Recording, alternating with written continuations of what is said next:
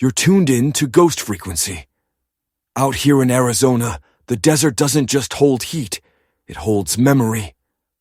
Beneath the red dust and sunburnt rock lie stories most people refuse to talk about. Stories of ghost towns where footsteps echo long after everyone's gone, of desert roads where headlights catch shapes that vanish the moment you try to focus, and of places so quietly cursed that even the wind seems to avoid them. What you're about to hear are 9 true encounters pieced together from lost police reports, forgotten newspaper clippings, and the testimonies of those who were unlucky enough to survive. Identities have been altered, but the terror remains untouched. This isn't folklore. These are coordinates. And if you ever find yourself driving through the Grand Canyon State at night, remember, some roads don't want you to reach the other side. Subscribe to Ghost Frequency and keep your signal sharp. The desert is listening. Let's begin in the ghost town of Jerome. I grew up in Jerome, Arizona, a town perched precariously on Cleopatra Hill at 5,200 feet, overlooking the Verde Valley. We're known as America's most haunted ghost town, and with fewer than 500 year-round residents, the ghost part often feels more literal than anyone cares to admit. The entire town is built on a 30-degree slope. From Main Street, you can gaze down at the skeletal remains of the old mining operation, sprawling across the hillside like the bleached bones of some colossal, long-dead beast. Jerome was once dubbed the wickedest town in the West. Between 1876 and 1953, the United Verde mine extracted over $1 billion in copper, gold, and silver. But it also harvested something else: death. Hundreds of lives were swallowed by mining accidents. The town itself was nearly erased twice by raging fires, infernos that swept through its wooden structures like the wrath of an angry god. Dominating the skyline at the very top of the town stands the Jerome Grand Hotel, a massive, white concrete edifice. But it wasn't always a hotel. From 1927 to 1950, it was the United Verde Hospital, built to patch up, or fail to, the endless stream of injured and dying miners dragged from the tunnels below. Its 5 floors hummed with sorrow. The basement housed the morgue, where bodies waited for their final journey. On January 17, 1935, a maintenance man named Claude Harvey was working in the elevator shaft. Something went horrifically wrong. The elevator descended, crushing him instantly. His body, mangled beyond recognition, was found hours later. They say his blood stained the concrete so profoundly that no amount of scrubbing could ever erase it. After the hospital closed in 1950 and lay abandoned for decades, strange reports began. Elevator doors opening and closing on their own, footsteps in empty hallways, the metallic tang of copper and blood in the basement. Most disturbing of all, the figure of a man in work clothes, seen inside the elevator shaft, perpetually searching, as if for something he'd lost forever. My mother worked as a housekeeper at the Jerome Grand after its conversion into a hotel in 1996. She had her own encounters with what she called the hotel's residents, though she rarely spoke of them in detail. But one rule was absolute, a promise she extracted from me if I ever considered working there. Never go down to the old basement morgue alone, especially at night. She never explained why, only that Claude Harvey was still searching down there, and if you disturbed him, he might just decide to follow you home to continue his search. I dismissed it as a mother's tale, designed to keep a curious child from wandering. I wish I had listened. At 17, I needed a job for college savings. The Grand was hiring servers. My mother pulled some strings, and I started in the summer of 2009, mostly working evenings, serving tourists who came for the haunted charm and the sweeping views of the Verde Valley. The job was easy. Tourists adored the ghost stories, and I became quite good at telling them. I'd recount Claude Harvey's gruesome end, The woman in white on the third floor, the phantom sounds of surgery echoing from old operating theaters, the child's laughter in silent halls. I told these stories 100 times, always believing them mere entertainment, a way to earn bigger tips from thrill-seekers wanting a safe scare. But the longer I worked, the more unexplainable things began to happen. Keys would appear in locks I hadn't touched. Footsteps trailed me in empty corridors, vanishing when I turned. The elevator, a mechanical ghost itself, would constantly malfunction, stopping mid-floor or opening to an empty shaft. Other staff members spoke of their own experiences with a casualness that chilled me. Kendricks, a co-worker there for 3 years, claimed shadowy figures were a weekly occurrence, always strongest in the basement, the old morgue. "That's where they prepared the miners' bodies," she'd whisper. "That's where Claude Harvey's blood soaked in. That's where my mother told me never to go. I managed to avoid the basement for nearly 6 months. My duties never took me there, and I was content to keep it that way. But in December, everything changed. It was a slow Tuesday night. Kendricks and I were cleaning up after the last dinner service, the night manager engrossed in paperwork upstairs. Kendricks, with a mischievous grin, suggested I join her. "There's a room downstairs," she said, still filled with old medical equipment from when it was a hospital. "Creepy as hell. You of all people will appreciate it." I hesitated, my mother's warning echoing. But Kendricks laughed, calling me chicken. I was 17, stupid, and determined not to appear scared. So I agreed. The elevator groaned downward. The doors scraped open, and an immediate 10-degree drop in temperature hit me. The basement hallways were untouched by renovation, the original industrial paint peeling, the air thick with neglect. Bare bulbs, 20 feet apart, cast long distorted shadows. Then came the smell, copper, mold, and something else, something rotten and ancient, buried deep beneath. Kendricks led me past several locked doors to a room at the very end. She pushed it open. Inside, rusted gurneys, metal cabinets, and what looked like an ancient embalming table stood against one wall. "This is where they prepared the bodies," Kendricks whispered.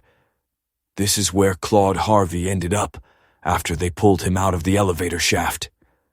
I stared at the dark metallic stains on the table, knowing instinctively they weren't rust. We were there perhaps 5 minutes when Kendricks's radio crackled. The night manager needed her upstairs. She promised to be right back, telling me to wait or explore a little. Her footsteps faded, and then the basement plunged into absolute silence. I should have gone with her. I should have run back to that elevator and never looked back. But I didn't. Instead, I walked further into the room, drawn to the relics. Glass jars lined a shelf, their labels handwritten in faded ink. Formaldehyde, phenol, alcohol. I was peering at the macabre labels when I heard it. Footsteps in the hallway. Slow, heavy steps, growing louder, heading straight for the room. I froze. The steps stopped just outside the door. I turned, slowly. He stood in the doorway. A man in work clothes. Dark pants, a dark shirt, both stained with something wet and glistening in the dim light. His face was obscured by shadow, but I felt his gaze fixed on me, not the room, not the equipment. On me. I opened my mouth, but no sound escaped. The figure took a single step into the room, and then I saw his hands, mangled, fingers bent at impossible angles. Skin torn, hanging in strips. Exactly the kind of injuries a man would suffer if an elevator crushed him to death. I ran. I pushed past him, or through him. The cold burned, a phantom ice beneath my skin. I didn't think, only ran, a blur down that desolate hallway, faster than I ever thought possible.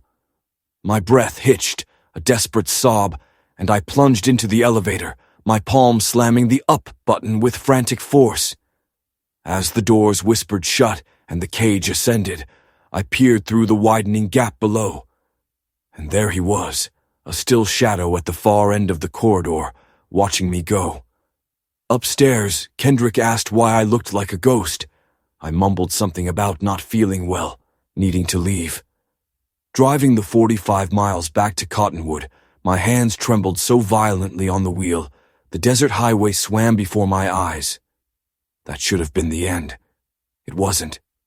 3 nights later, I jolted awake to footsteps in the hallway, slow, heavy, outside my bedroom door. My single-story house stretched silently around me. My room, a sanctuary at the corridor's end. The pacing began, back and forth, an unhurried, relentless search. I slid from bed, heart hammering, and eased the door open. The hallway was empty, but the smell, copper and rot, the foul breath of the basement, hung heavy in the air. It returned the next night, and the night after that. My mother, seeing the shadows under my eyes, finally pressed me. When I recounted the incident in the Jerome Grand Hotel's basement, her face drained of color.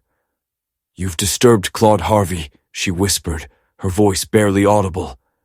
"He followed people," she said, when they intruded on his domain, interrupting his endless search. Had I touched anything?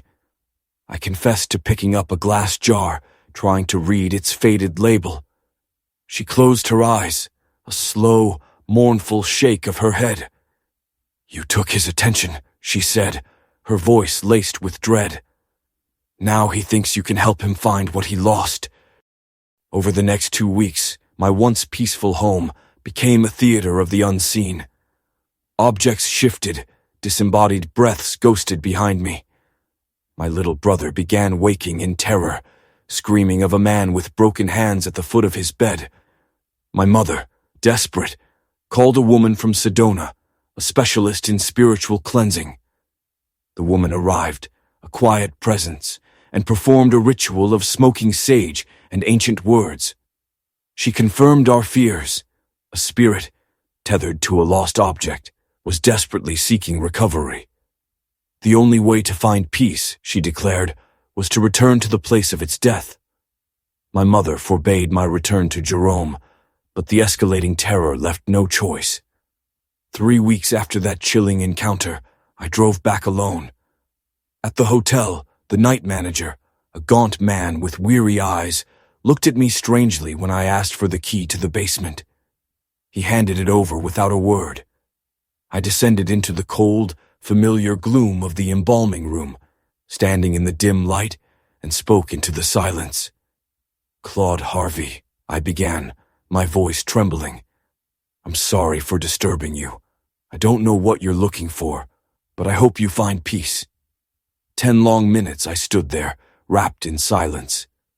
Then, near the embalming table, a flicker caught my eye, a small, tarnished metal object, half hidden in the dust. I retrieved it. A wedding ring, bent and tarnished. Engraved inside were the initials CH and June 5th, 1934, barely a year before Claude Harvey met his end in the elevator shaft. I placed the ring squarely on the embalming table, clearly visible, and walked away. That night, the activity in my house ceased, completely.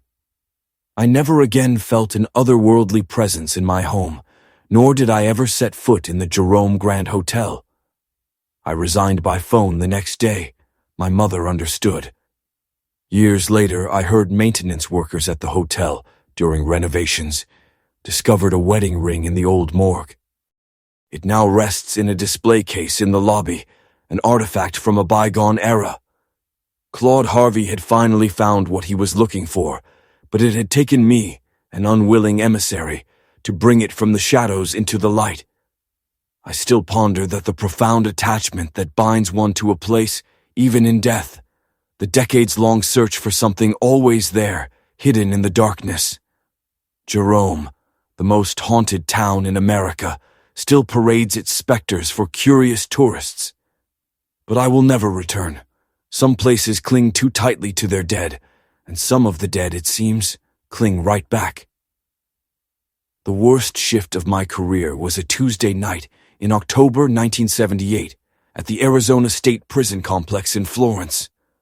Over 100 executions had stained its past since 1910. Florence, a small town 60 miles southeast of Phoenix, was an island in a sea of desert, cotton fields, and correctional facilities. 25,000 souls called it home, and nearly half drew their paychecks from the prison system.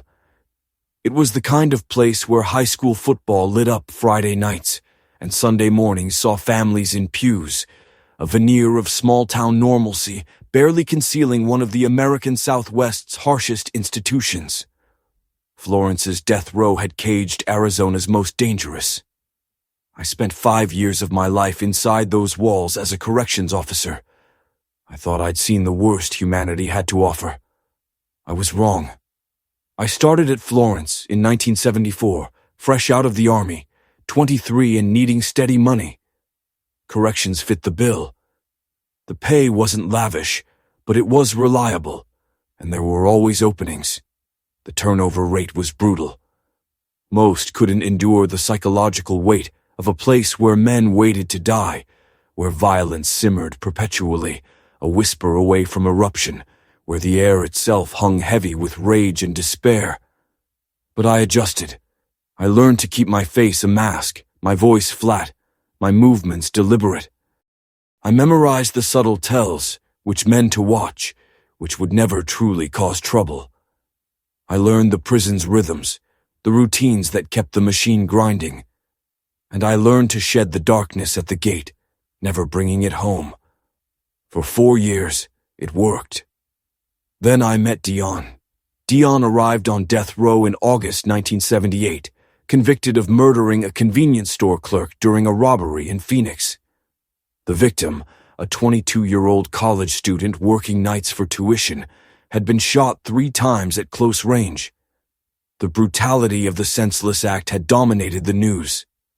The prosecution argued Dion had executed the clerk even after getting the money, motivated by pure cruelty. Sentenced to lethal injection, Dion transferred to Florence to await his fate. I was assigned to his cell block, one of his primary guards. I remember his first day. He was a big man, over 6 feet, arms a canvas of prison tattoos, a face that looked ravaged by more violence than his 28 years should have seen. But it was his eyes that held me. They weren't the cold, dead eyes of a killer. They were the eyes of a man who was terrified.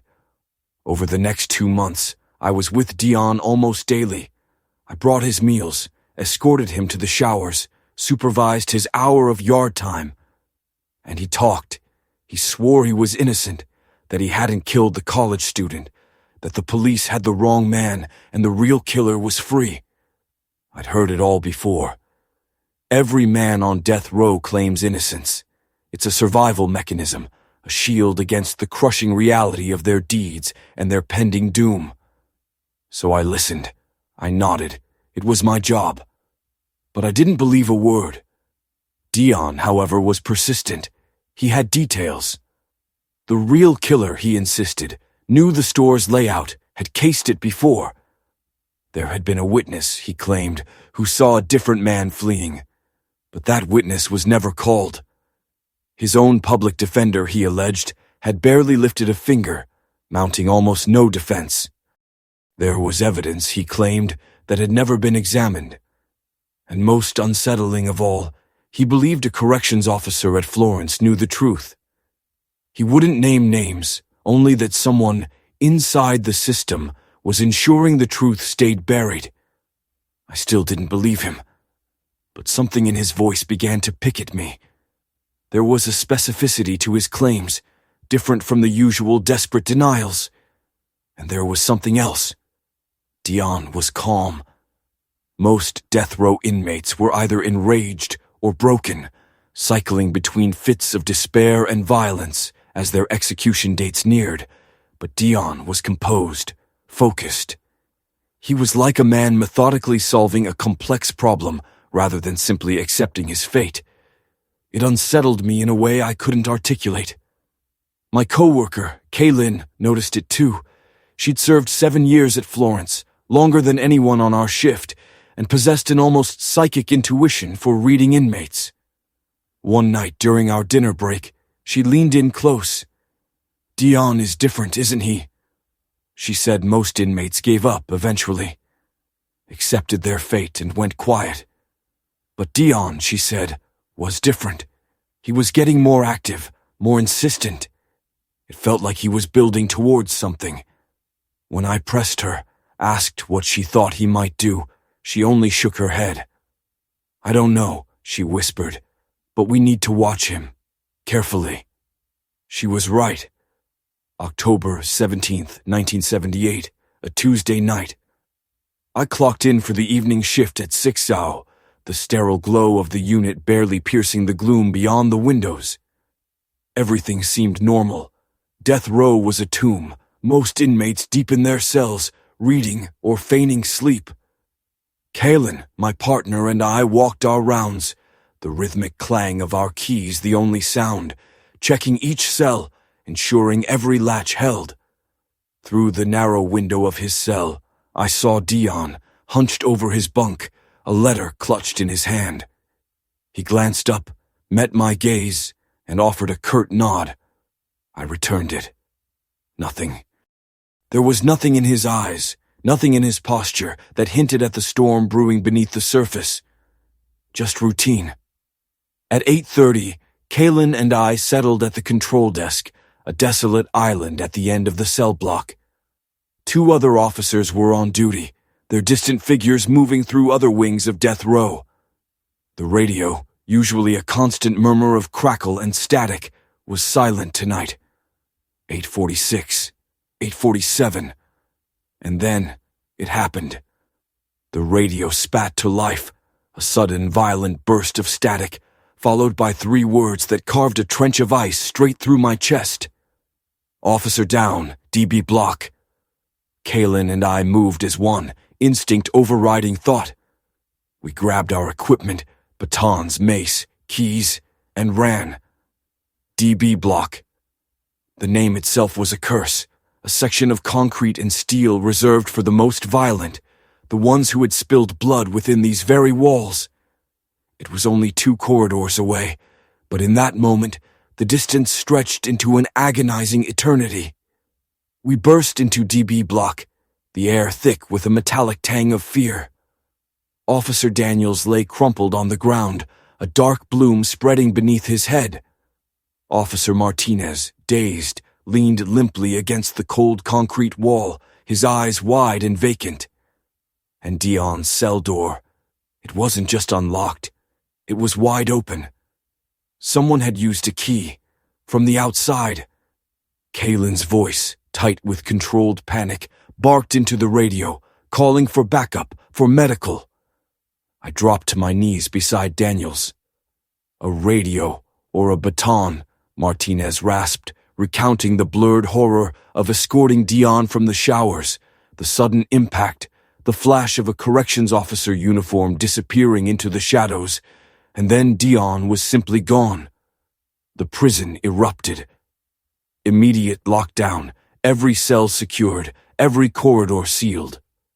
A frantic swarm of officers mobilized, sweeping through the facility like a desperate tide. 30 minutes later, we found him. He was inside the execution chamber, the sterile, chilling heart of Florence. He sat in the chair, the very chair where condemned men drew their last, ragged breaths. In his hand, a manila envelope. We entered, weapons drawn, our shadows long and distorted in the harsh artificial light. He raised a hand, slow and deliberate. "I'm not armed," he said, his voice calm, eerily detached. "I just need you to listen. I have proof." The senior officer on scene, a man whose face was already set in grim lines, snarled an order. "Put down the envelope, on the ground now." But Dion refused. "If you take it without looking," he countered, his voice rising, "it'll disappear, just like all the other evidence." He said that the person who'd aided his escape was the same individual who'd orchestrated his conviction for a murder he hadn't committed. And then he spoke the name. Officer Richard Haynes. A chill rippled through the room. Haynes, a senior corrections officer, 12 years at Florence, respected by everyone. Dion claimed Haynes was the true killer of the college student at the convenience store, driven by a crippling gambling debt. He had proof, he insisted, in the envelope. Photographs, finally delivered to him after 2 months of tireless efforts. The senior officer, his face a mask of disbelief and dawning dread, told Dion to slide the envelope across the floor. Dion complied. I was the one who picked it up. Inside were Polaroids. Snapshots of a man, eerily resembling Dion, entering and leaving the convenience store on the night of the murder.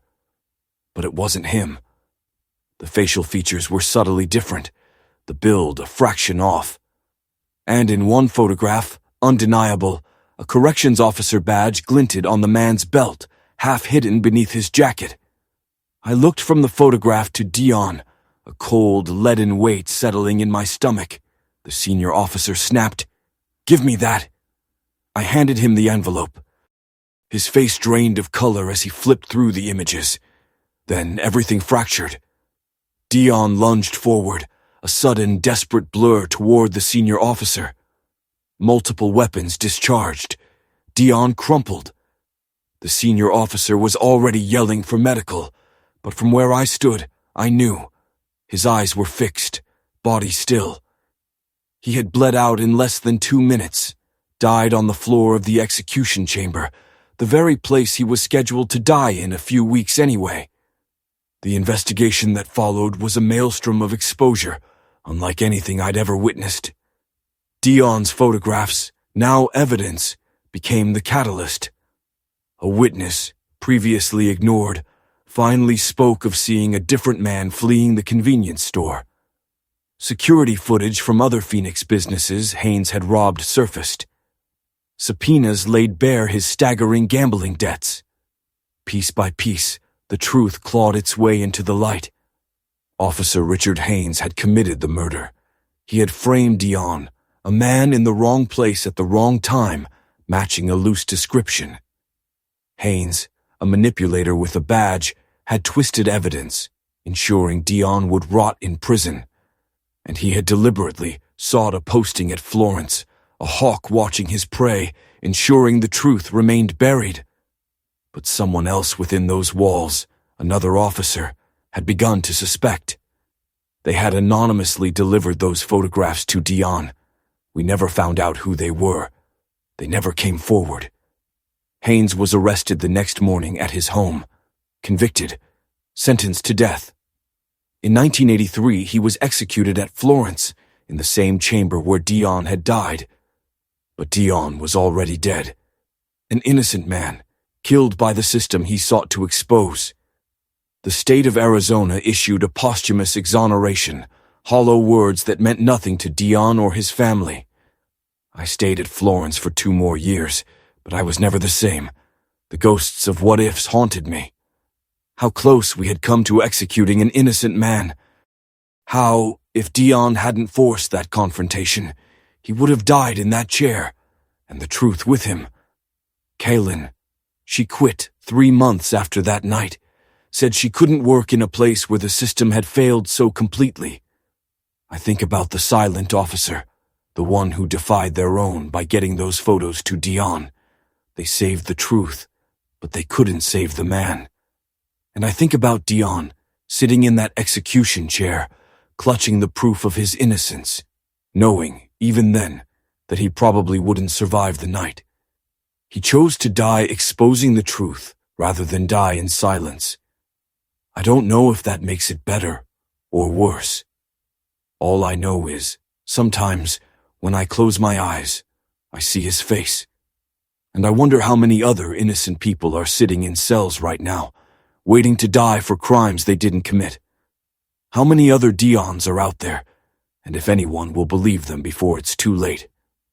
Back in 2019, the desert wind whipping through the open windows of my car, my girlfriend Janae and I were cruising Interstate 10, Tucson to Phoenix. 8 months into a whirlwind romance, we'd cultivated a peculiar habit, exploring Arizona's shadowy, supposedly haunted corners whenever time allowed. Janie, an anthropology student at the University of Arizona, held a particular fascination for the unexplained, for folklore, approaching the paranormal not with fear, but with a cool, scientific curiosity. She wanted evidence. She wanted to understand. I, less skeptical, more open to the unquantifiable, simply relished the adventures and, more importantly, her company. Casa Grande Mountain had been on our clandestine list for months. It dominates the Pinal County landscape, an isolated peak, rising like a giant's petrified fist from the flat desert, roughly equidistant between Tucson and Phoenix. A long, hushed history of strange phenomena clings to its jagged slopes, but the most frequently reported, the one that snagged Janae's anthropologist's eye, was what locals whispered about. The black mist. The black mist. It is precisely what it sounds like. A vapor, a fog, but unlike any natural mist. It appears near the mountain at night, always black or a dark, oppressive gray, moving in ways that defy meteorology. Janae's research, gleaned from online forums and musty historical society archives, detailed its eerie behavior. It doesn't drift with the wind, doesn't dissipate. It flows, with purpose, as if alive. People who have encountered it and survived to tell the tale report an overwhelming sensation of being watched, of being followed. Some claim to have been completely engulfed. Those who have found themselves trapped within its inky embrace describe vivid hallucinations, unsettling distortions of time, and a crushing, primal dread. Some have lost hours, entire stretches of memory erased. Others speak of shapes, of figures, coalescing within the swirling darkness, things that simply should not exist. The phenomenon has drawn paranormal researchers, even a handful of atmospheric scientists, yet no one has ever offered a definitive explanation for its origin or why it manifests solely around Casa Grande Mountain. Janae, ever the rationalist, theorized temperature inversions, mineral deposits creating freak air currents. I was less convinced, but equally eager. We both wanted to see it for ourselves. We exited the interstate around 7:30 that evening, the last sliver of sunset painting the horizon in bruised purples and blood oranges, and turned onto the dusty back roads leading toward the mountain. It was late September, but the desert still clung to the brutal heat of summer. Even as darkness claimed the sky, the air shimmered, the temperature stubbornly holding in the low 90s. Finally, we pulled into a dirt cutout, roughly half a mile from Casa Grande Mountain's looming base. The engine died. The silence pressed in. The Sonoran stretched before us, a vast, silent canvas of saguaro sentinels and creosote whispers, the rocky soil crunching a brittle rhythm underfoot. Ahead, the mountain rose, a dark, brooding silhouette against a sky bleeding from amethyst to indigo. Elena, ever the scientist, clutched her gear, a high-end digital camera primed for night vision, and an EMF meter, its borrowed circuits humming with the ghost of her friend's paranormal hobby. Overkill, I'd teased, but she'd insisted. If it's atmospheric plasma, the meter will scream, she'd said, a glint of certainty in her eyes.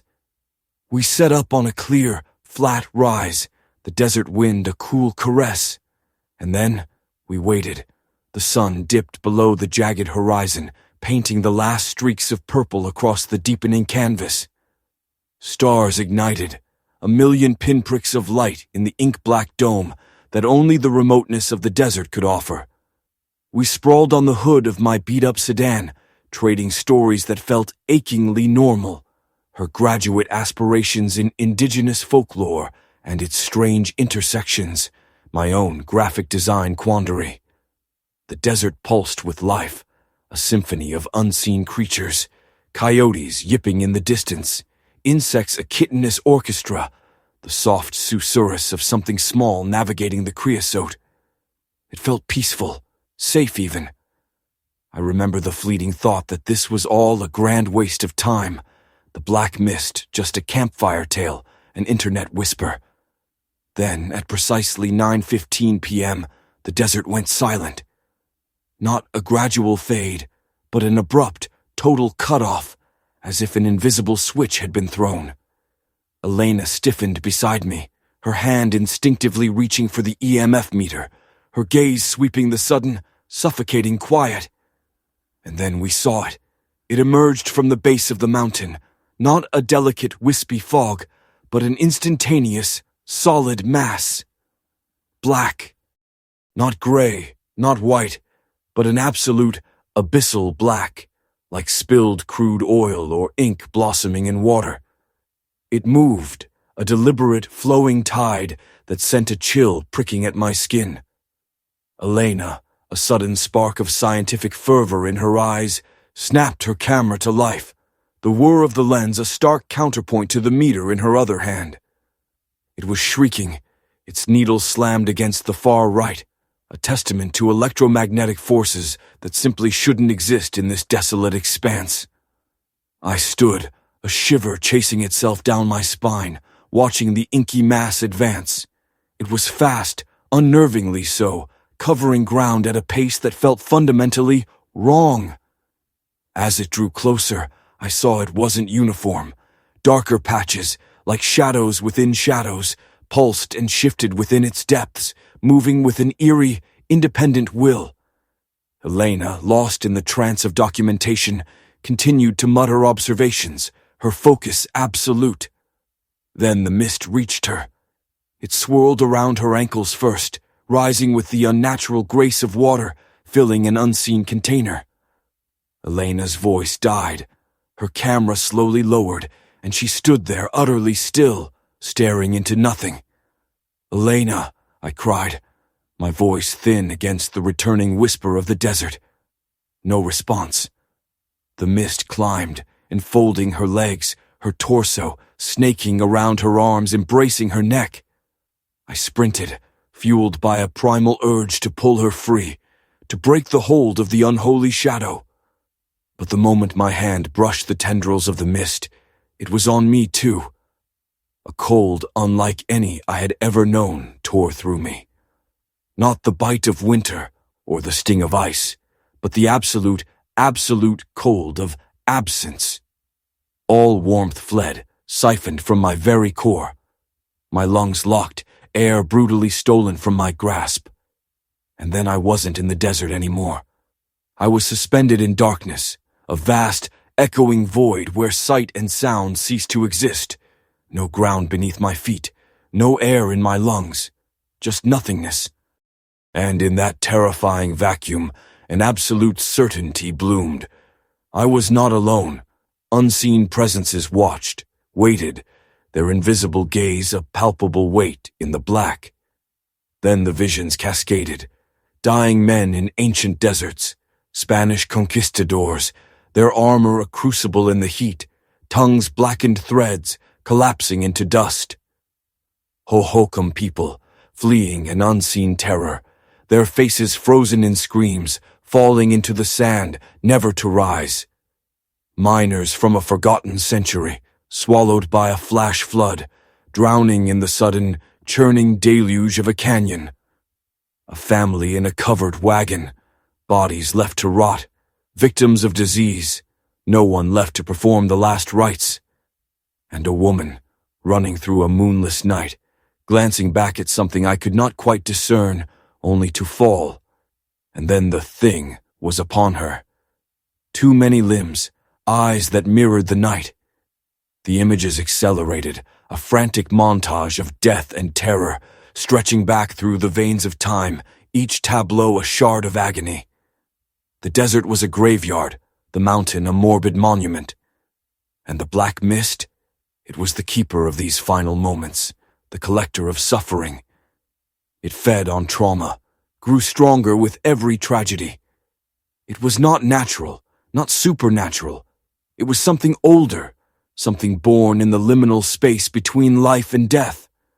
I don't know how long I was trapped. Seconds, hours. Time was a meaningless concept in that crushing dark. Then, the solidity beneath my feet returned, and with it, the faint hum of insect wings, the whisper of wind. My eyes fluttered open. I was on my hands and knees in the dirt, beside my car. The mist was gone. The desert lay serene under the vast, star-pricked sky, the mountain a dark, silent guardian. Panic clawed at me. "Elena!" She was sitting about 10 feet away, hunched against a large rock, knees drawn to her chest, staring blankly ahead. I crawled to her, my hand reaching for her shoulder. She flinched, recoiling. "Elena," I said again, my voice raspy. She looked at me then, and I saw it. Her eyes. They weren't physically altered, but something vital was extinguished within them, a spark, a warmth that had always defined her. She rose silently and walked to the car. I followed, my legs shaking, barely holding me upright. The drive back to Phoenix was a tomb. We left the camera and the screaming EMF meter in the dust. When I dropped her at her apartment, she simply got out without a word, without a glance. "Are you okay?" I asked, the words hollow. "I'm fine," she murmured. "What did you see in the mist?" My voice was desperate. "I don't want to talk about it. Ever." I pleaded, pushing for conversation, for shared processing. "Go home," she said, her voice flat. 3 days later, she called. Her voice was distant, a stranger's. She needed space, she said.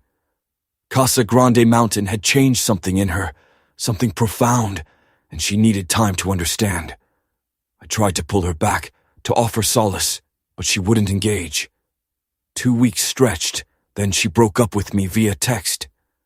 A cold, clinical statement, no explanation, no closure.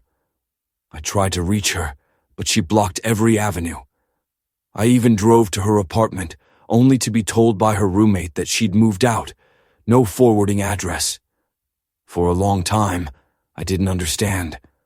I thought maybe she'd seen something utterly horrifying, something that broke her, made her blame me.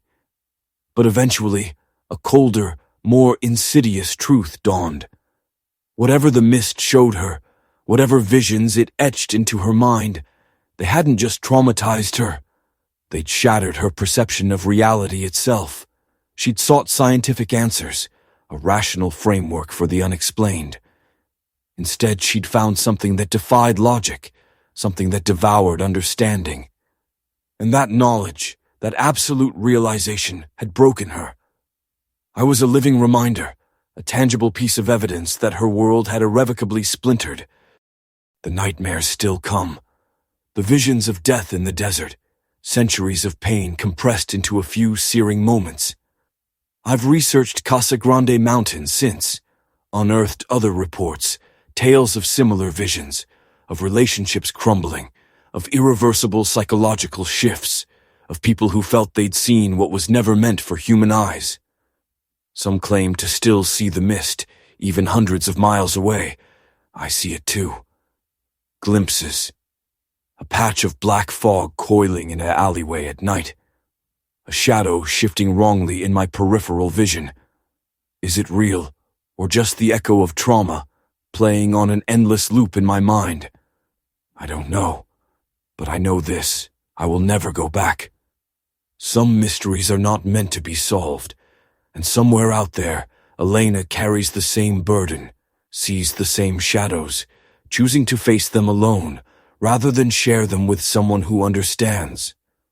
I hope she's found some measure of peace. The mist still holds her. I know it does. They say it doesn't work that way, that once it touches you here, once it shows you what writhes in its darkness, you belong, forever. You become just another whisper caught in its collection, another ghost etched into the desert wind. In 2015, 3 friends and I set out to explore the abandoned Vulture gold mine near Wickenburg, Arizona. By the time the sun dipped low, only 2 of us were still breathing. Wickenburg, a small town etched onto the Arizona landscape, some 70 miles northwest of Phoenix, breathes the dust of its Wild West legacy, renowned for its dude ranches and rugged history. It was here, in 1863, that the Vulture mine clawed its way into existence, born from prospector Henry Wickenburg's discovery of one of Arizona Territory's richest gold veins. For 80 years, it bled gold, nearly 340,000 ounces, alongside an equal measure of silver, becoming a legend of profit in the Southwest. But the mine also held a darker harvest. Over its operational lifespan, at least 18 men met their end from the gnarled branches of a massive ironwood tree, accused of high-grading, stealing the precious ore. This became the hanging tree, a skeletal monument to frontier justice, its twisted limbs still clawing at the sky today, a silent scream from the Old West's brutal heart. By 1942, the mine exhaled its last breath, sealing its destiny as one of Arizona's most infamously abandoned locales, a magnet for urban explorers, spectral seekers, and those like us, hungering for a thrill. We were all 3. There were 4 of us that day, me, my best friend Jacine, and our college companions, Indiana and Talon. For 2 years, we'd chased the echoes of Arizona's past, documenting forgotten buildings and skeletal towns with our cameras and drones. The Superstition Mountains had yielded crumbling mining camps, the Yuma Desert revealed sun-baked homesteads, and even the shadowy corners of Jerome had whispered their secrets. The Vulture mine had been a persistent phantom on our list, always deferred, always waiting. Its delay was Talon's doing. He'd become possessed, the mine a fever in his mind. He spoke of nothing else, poring over its brutal history, deciphering ancient tunnel maps, devouring accounts of unextracted gold veins, abandoned when the mine was shuttered. He was utterly convinced the Vulture still guarded its treasure, hidden deep in forgotten shafts or sealed chambers. At first, Jacine and Indiana had found his fervent obsession amusing. "Our little prospector," they'd teased, joking about his impending riches. But I saw the shift. Talon didn't joke back. His eyes, usually playful, would narrow, burning with an almost frightening intensity whenever the mine was mentioned. Any suggestion that his theories were fanciful would ignite a cold anger in him. It was a warning I should have heeded, a silent alarm that begged me to refuse, to walk away. But I didn't. We arrived on a crisp Saturday morning in late October. The mine, technically private land, was a sieve of broken fences and forgotten warnings. Its owners had long surrendered to the steady trickle of trespassers. Signs screamed of unstable shafts, inherent dangers, and lives lost within the tunnels. Warnings we'd grown accustomed to, ignored on countless previous expeditions without serious incident. We parked half a mile away, hiking in with our backpacks heavy with water, flashlights, rope, and basic first aid, feeling the desert sun beat down. The Vulture mine sprawled for acres across the desert hillside, a skeletal landscape of collapsing structures, rust-gnawed machinery half swallowed by sand, and at least 15 dark orifices boring into the earth at various elevations. The main shaft was tightly sealed, but smaller exploratory tunnels still beckoned, mere gashes in the rock, awaiting anyone willing to squeeze or clamber. The first hour was spent on the surface, cameras clicking, capturing the haunting tableau of crumbling buildings and the stark, unforgettable presence of the hanging tree. It stood immense, utterly dead, its bare branches reaching like skeletal fingers against the vast blue sky. Its trunk was a canvas of initials carved over decades by countless visitors. Talon lingered beneath it, his gaze fixed on the branch where the nooses had swung. He claimed he could feel them, the ghosts of the hanged men, their anger a tangible hum in the ancient wood. Around noon we chose a smaller tunnel on the eastern side. It didn't look intimidating, perhaps 50 feet deep, its ceiling seemingly stable. We entered single file, flashlights piercing the perpetual gloom, their beams dancing over the uneven floor. Immediately, the desert's heat receded, replaced by a chilling dampness. The air itself held a morbid perfume, dust, mineral grit, and a faint, cloying sweetness of something organic, long since rotted away. About 30 feet in, the tunnel split. Indiana veered left, but Talon, his voice ringing with absolute certainty, insisted on the right. He'd memorized the old maps, he declared, convinced this path led to a vein of high-grade ore discovered in the 1890s. His confidence was infectious, compelling us to follow. The right branch narrowed, forcing us to stoop, hunching deeper into the earth. Then Justine, directly behind me, stopped dead. Her flashlight beam speared the dust at our feet. "We should turn back," she whispered, her voice tight with unease. Clear, fresh boot prints marred the ancient dust. Not ours. Someone else, very recently, had been here. Talon, dismissing her fear, urged us onward. "Probably just another explorer," he muttered. But the prints led only deeper, never out. 20 feet further, we found it, a makeshift camp. A sleeping bag lay crumpled, flanked by empty water bottles and the shiny wrappers of granola bars. Someone wasn't just passing through, they were living. In the mine. Indiana recoiled, wanting out immediately. Justine agreed, her face pale. But Talon's agitation was palpable now, his voice defensive. "We've come this far," he insisted. "We have to see where it leads." I proposed a compromise, a quick look to the end, then back to the surface. Everyone, exhausted by the tension, agreed. We pressed on. The claustrophobic tunnel suddenly opened into a chamber, perhaps 15 feet across. The walls bore the ancient scars of pickaxes where miners had once worked. In a corner, the evidence of habitation was clearer. A grimy lantern, a heap of rags that might have been clothes, and a pickaxe leaning against the wall, its wooden handle worn smooth by generations of hands. Talon strode to it, his movements strangely deliberate. He lifted it, testing its weight, then began to trace the chamber walls, his fingers caressing the rock, muttering about quartz veins and promising formations. Indiana's nervous chuckle cracked the silence. "Talon, you're starting to creep me out." Talon didn't respond. He simply moved, touching the stone, swinging the pickaxe in small experimental arcs. Then he froze. He turned toward us, his expression a grotesque mask. His eyes were wide, empty pools. His mouth stretched into something that wasn't a smile, not really. "The mine. It told me," he rasped, his voice ancient and raw.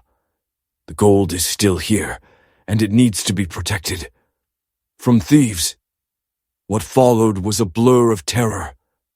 Talon, a phantom of himself, raised the pickaxe.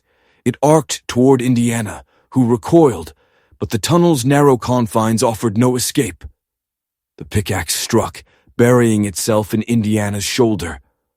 I heard the sickening crack of bone. Indiana screamed, collapsing against the wall. Justine and I didn't hesitate. We ran.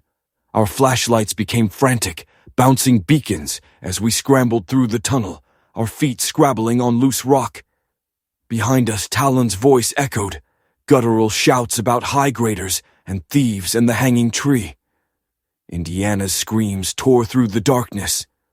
Then, abruptly, they stopped. We burst from the tunnel mouth into the harsh, blinding sunlight and kept running.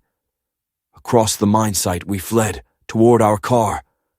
But Jacine, halfway there, clawed at my arm. "We can't leave him," she choked out. We have to go back. We have to help Indiana. I knew she was right.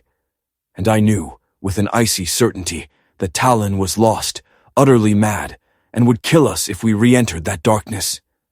We dove behind a collapsed building, fumbling for our phones. No signal. The vulture mind swallowed all connections. We crouched, listening for 20 minutes that stretched into an eternity. Finally, a figure emerged from the tunnel's mouth. Talon, covered in blood, the pickaxe still gripped in his hand. He stood there for a moment in the blazing sun, then began to walk, slowly, deliberately, toward the hanging tree. Now, Justine whispered, a desperate plea. We have to go, while he's distracted. We ran again. We reached the car, my fingers clumsy and shaking, fumbling with the keys, barely managing to guide it into the ignition.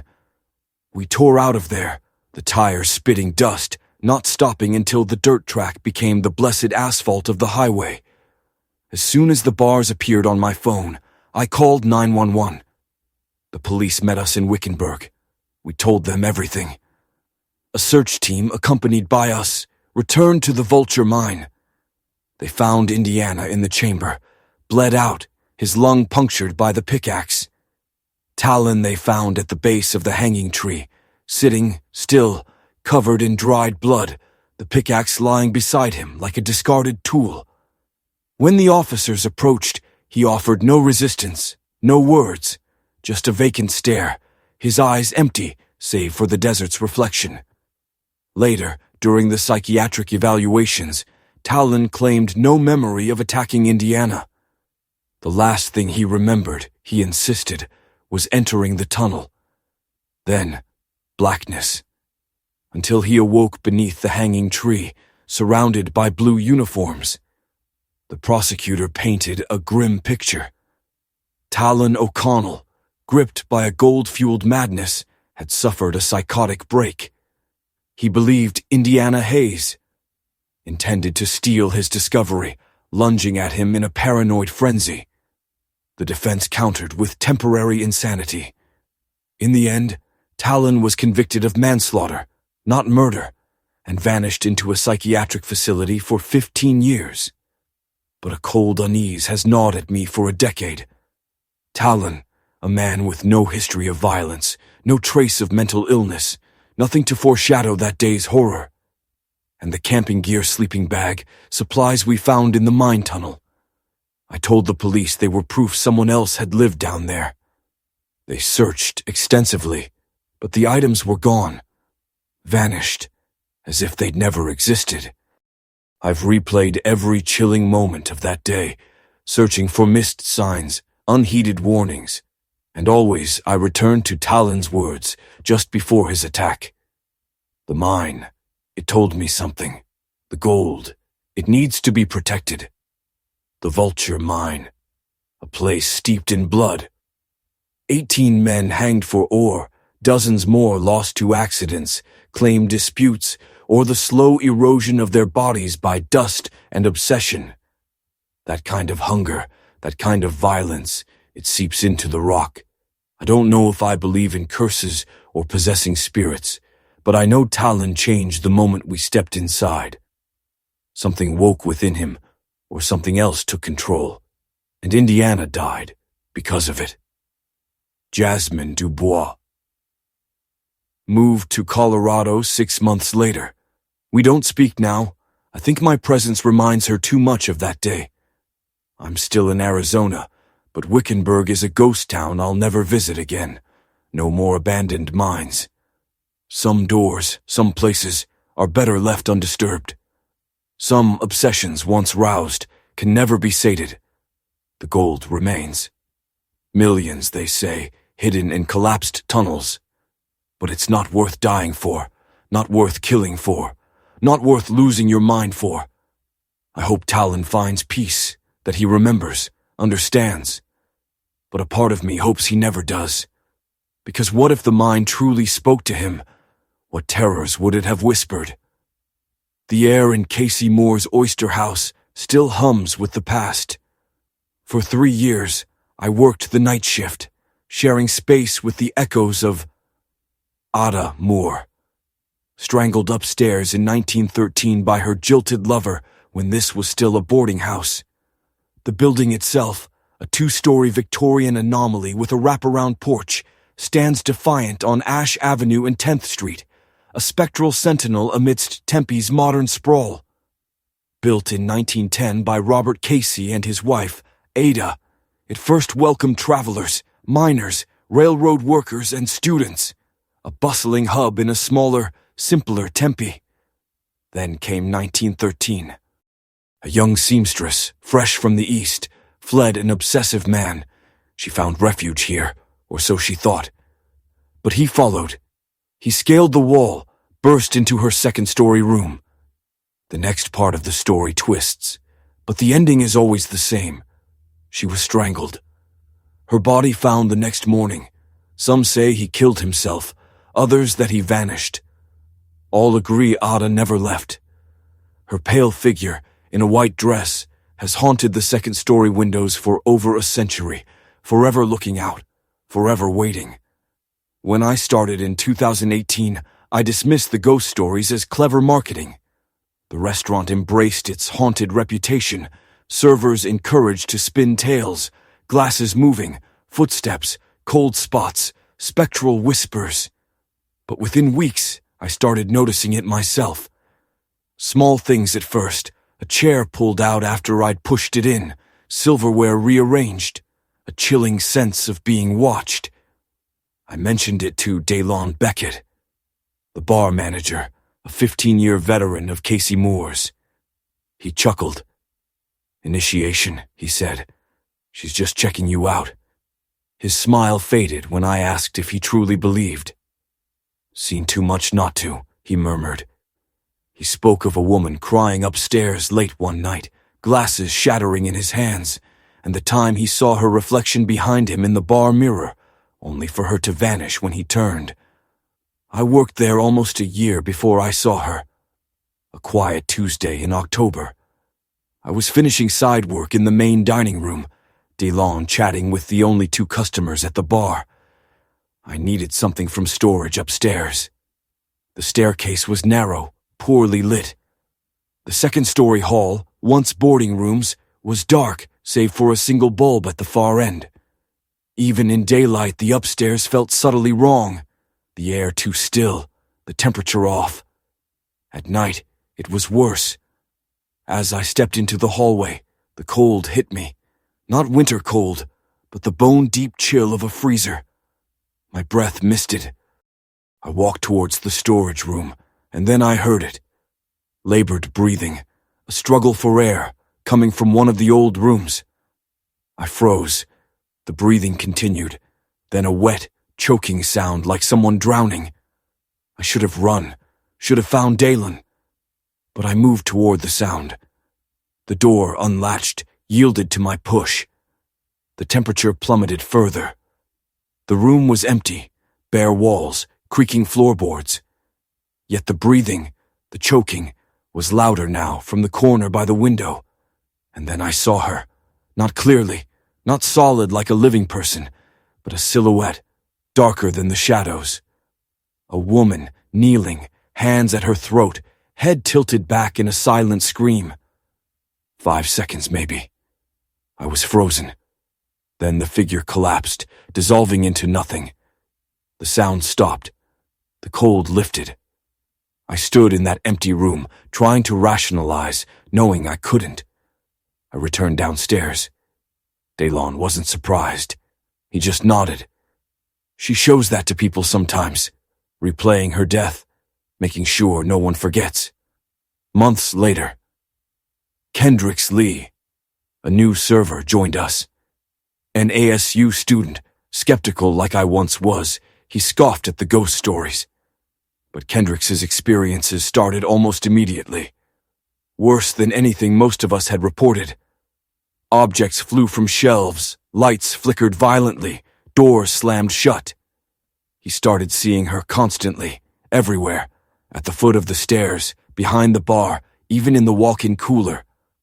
Always the same, a woman in a white dress, dark hair, hands at her throat, face pale, desperate. Kendricks became consumed. The first breath of night in the Arizona desert, usually a symphony of howls and rustlings, fell into an absolute hush. Not a fade, but an abrupt, total cutoff, as if a cosmic switch had been thrown. My older brother and I, barely 20, stopped mid-conversation. The coyotes ceased their mournful laments. The crickets hushed their chirping. Even the wind, usually a constant whisper through the pines, died. The silence pressed in, a physical weight, making my own heartbeat feel impossibly loud. 20 years ago, we sought this sanctuary, a pocket of quiet wilderness north of Flagstaff, a short drive down dirt roads that scarred the landscape. It was our ritual after long landscaping shifts, a place to unwind, to smoke, to simply exist away from the world. For 4 months, 2 or 3 times a week, we'd found solace in its familiar contours. We knew the route, the meager landmarks, the desert's nightly chorus. It felt safe. Until that night. My brother, always behind the wheel on these washboard roads, had parked our truck as usual, facing out for a quick escape. Now his face, illuminated faintly by the nascent moonlight, was a mask of confusion. He murmured a question, but his voice sounded wrong, flat and dead, swallowed by the unnatural quiet. I nodded, a cold prickle starting on my arms. We rose from our usual perch on the flat rock, scanning the still, unmoving landscape. Not a leaf stirred. Then it started, a high-pitched tone, not loud, but utterly invasive, like tinnitus externalized. It drilled into my skull, a subtle vibration that made my teeth ache. My brother, too, felt it. He clapped his hands over his ears, but it afforded no relief. This sound wasn't entering our ears, it resonated directly within our minds. His fingers, suddenly iron-hard, clamped onto my arm, his gaze locked on the crest of the 30-foot hill to our left. I followed his line of sight, seeing at first only the familiar dark silhouette against the sky. But my brother was rigid, his breath coming in shallow gasps. I asked him what he saw, but he couldn't answer. He just pulled, dragging me toward the truck. We moved, not quite running, a desperate shuffle across the unforgiving ground. His head kept snapping back towards the hill, and each time I demanded an explanation, a word, anything, but he remained silent, dragging me onward. Just weeks before, in another time, another place, a young man named Kendricks had found himself similarly gripped by an unseen urgency. He'd been working at Casey Moore's, a restaurant steeped in the kind of local legend that usually stayed vague, a murdered resident, a restless spirit.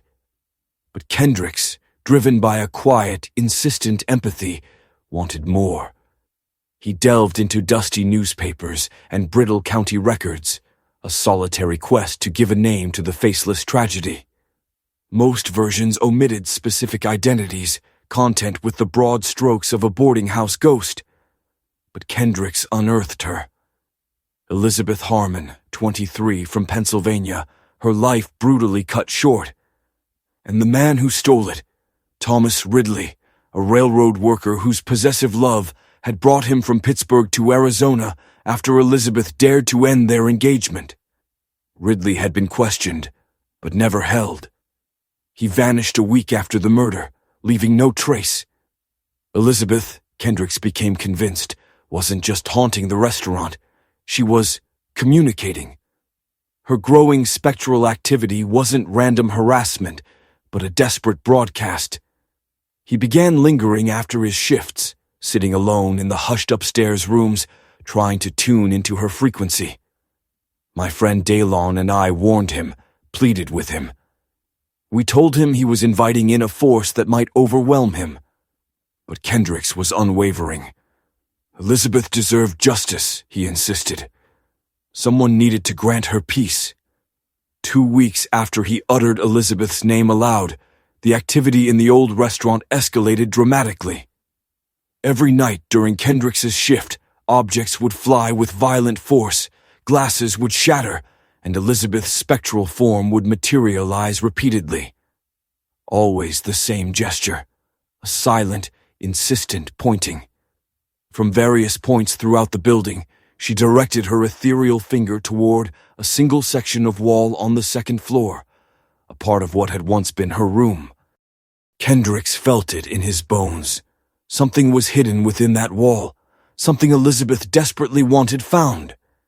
He eventually convinced Daylon, the manager, to let him open the wall during scheduled renovations, a concession granted only on the condition that Kendricks would bear the cost of repairs if his hunch proved baseless. And so, on a quiet Monday afternoon, with the restaurant closed, a small group gathered. Myself, Daylon, Kendricks, and 2 other staff members, drawn by a mixture of skepticism and eerie anticipation. Kendricks, hammer in hand, carefully broke through the old plaster. Dust motes danced in the muted light, revealing the dark cavity between the wall studs. At first, nothing but empty space and ancient insulation. But then, Kendricks reached deeper, his arm vanishing into the void, and emerged with a rusted, dented metal box, maybe 8 inches long and 4 wide. We carried it downstairs to the bar, the silence heavy with expectation. Kendricks pried it open. Inside, a cache of letters, yellowed paper, faded ink, love letters, dozens of them, from Thomas Ridley to Elizabeth Harmon, dating back to 1898. And at the very bottom, a folded sheet unlike the rest, newer, cleaner, the ink still stark. Kendricks unfolded it with a reverence that matched the moment. It was a confession. Dated October 1913, mere days after Elizabeth's murder, it detailed Ridley's final, horrific act. He admitted to climbing through her window, confronting her about their broken engagement, and strangling her when she refused to take him back. He wrote of his flight from Arizona, his conviction that he would never be caught, and the unbearable weight of his guilt. The letter ended with a plea that whoever found it would ensure Elizabeth was remembered, that her death be known not as an accident, but as murder at the hands of a man who claimed to love her. We took the confession to the Tempe Police Department, though we knew the outcome. The crime was a century old, the participants long dead. But the confession became part of the historical record, and replicas were displayed at the restaurant. Elizabeth Harmon's story was no longer a vague ghost tale. It was documented. It was real. And finally it was told. After the confession was put on display, the paranormal activity at Casey Moore's shifted. It didn't vanish entirely, but its edge softened. The aggressive manifestations gave way to something gentler. Staff still saw Elizabeth's figure in the upstairs windows, but she was no longer frantic. She stood there, looking out, an almost peaceful silhouette. Doors still opened and closed, cold spots appeared, strange sounds echoed. But the feeling was different. It felt less like a desperate plea for attention, and more like a quiet presence. Kendricks left the restaurant a month later, his mission accomplished. He told us staying there constantly reminded him of the intense weeks when Elizabeth had reached out. I understood. 6 months later, I too moved on, graduating and heading to California. Yet I still think of Elizabeth, of her century-long struggle to tell her truth, to ensure her history was known. And I often wonder how many others, forgotten, dismissed, are still out there, their voices unheard, waiting for someone to listen. The engine clawed to life, and I braced myself. Never in my life had I seen Elias drive like this. He ripped the truck from our spot, a blur of motion, the old chassis bouncing precariously, sliding over the rutted dirt road. A monstrous wake of dust erupted behind us, obscuring everything. My left hand was a white-knuckled vice on the door handle, my right jammed against the dashboard, my body stiff, anticipating the crunch of metal against rock, the scream of tires losing purchase as we flipped. The high-pitched hum, that unsettling sound that had frozen us, slowly faded into the rush of wind in the windows. After what felt like an eternity, but was probably only 2 miles, the familiar symphony of the desert returned. The distant howls of coyotes, the incessant chirr of insects, the whisper of wind through parched scrub. It was as if nothing had happened, as if the world hadn't just tilted on its axis. Elias didn't ease up, not until the tires met the smooth, forgiving asphalt of the highway. Even then, he rode the speed limit's edge, 20 miles an hour above, all the way back to Flagstaff. I tried to cut through the suffocating silence in the cab. What happened? What did you see up there? The questions hung unanswered. He was a statue, knuckles bone white on the steering wheel, jaw clenched so tight the muscles in his face jumped and twitched. We stumbled into our apartment around 9:30 p.m. Elias, without a word, vanished into his room, the door clicking shut with a chilling finality. I sank onto the living room couch, the adrenaline still thrumming, trying to piece together the shattered fragments of the last hour. Why the terror? Why the desperate escape? At midnight, unable to bear the quiet any longer, I knocked on his door. "Come in," his voice strained and thin, cut through the wood. He sat on his bed, every light in the room blazing, bathing his face in a harsh, unforgiving glow. He was pale, a ghost of himself, shaken to his core in a way I'd never witnessed. I sat beside him, the mattress dipping under my weight. "You have to tell me," I urged, my voice barely a whisper. "What did you see?" He was silent for a long, agonizing moment, the air thick with unspoken dread. Then he began, his voice flat, hollow. "When the silence hit," he started, "it felt like something was watching us. That same primal feeling you get alone in the woods when you suddenly know a predator is near. That ancient, buried instinct, the one that screams prey." Then he saw it, perched on the hilltop, silhouetted against the bruised twilight sky. It was just standing there, absolutely still, looking down at us, he said, his eyes wide, distant. Massive, at least 9 feet tall, maybe more. The body was humanoid, but wrong, all wrong, proportions twisted, arms too long, head too big. It was a horrifying sculpture of shadow and impossible angles, watching, waiting. The air hummed with its malicious presence. Elias knew, with an absolute, gut-wrenching certainty, that if we didn't flee, something unspeakable would unfold. I could feel its attention, he whispered, a tremor in his voice, heavy and malicious, like it was deciding whether to come down from that hill. "A person," I ventured, grasping for any rational explanation.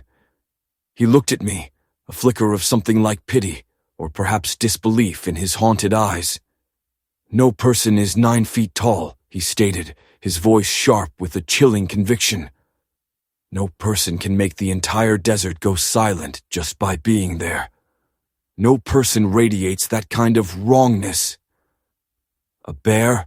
I pressed, trying another angle. He shook his head slowly. "I know what a bear looks like. This wasn't a bear. The shape was wrong. The way it stood was wrong. Everything about it was wrong. What about the way shadows played tricks on the mind, a trick of the light?"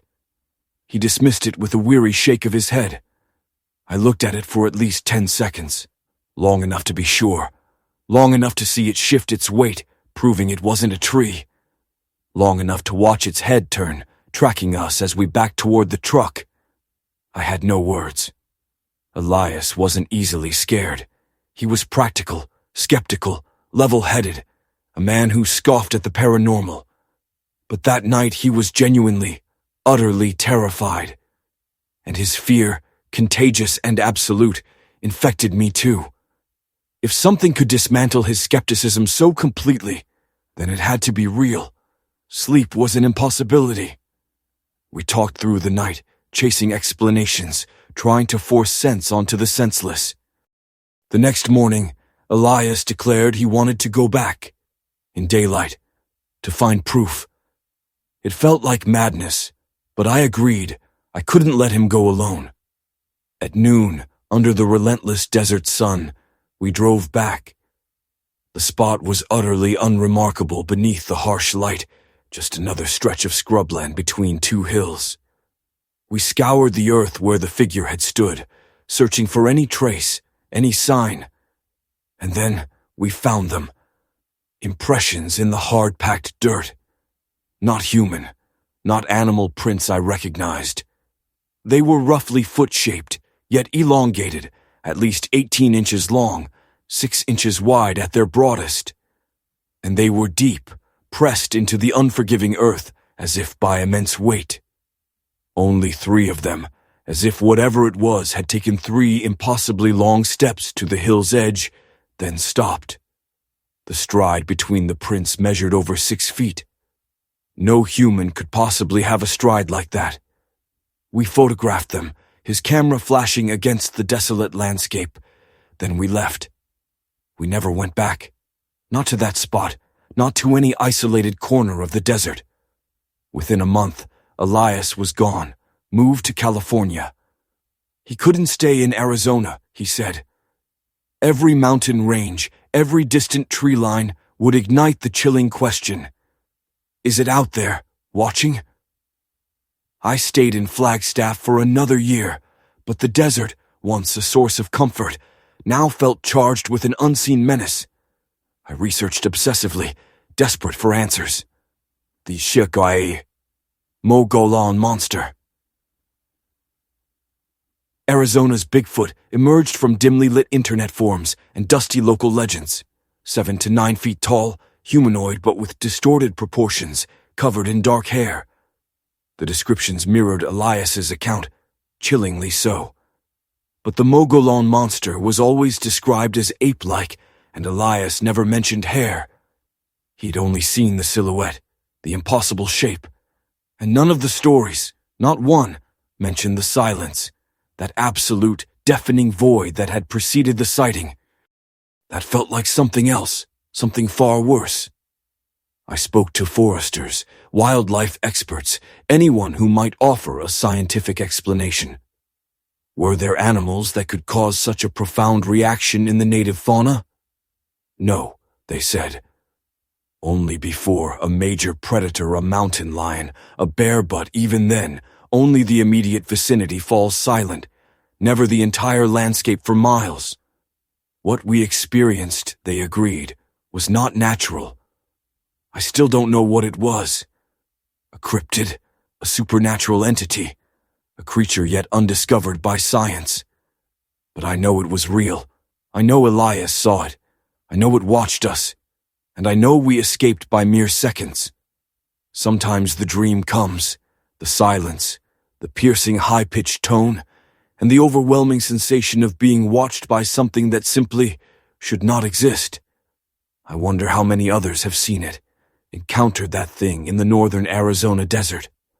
How many didn't survive to tell the tale, or survived only to lock the memory away, too terrifying to share. Because the desert, vast and empty, holds countless hidden places. And just because we don't see them doesn't mean they aren't there, lurking. Just last year, in March 2021, my best friend, Jayla, vanished without a trace on Route 66, near the ghost town of Two Guns. The police called it a missing person case, but I know better. I know the curse took her. Two Guns, nestled in Coconino County, about 30 miles east of Flagstaff, clings to the edge of Canyon Diablo. Its history stretches back to the late 1800s, but its roots plunge even deeper into tragedy.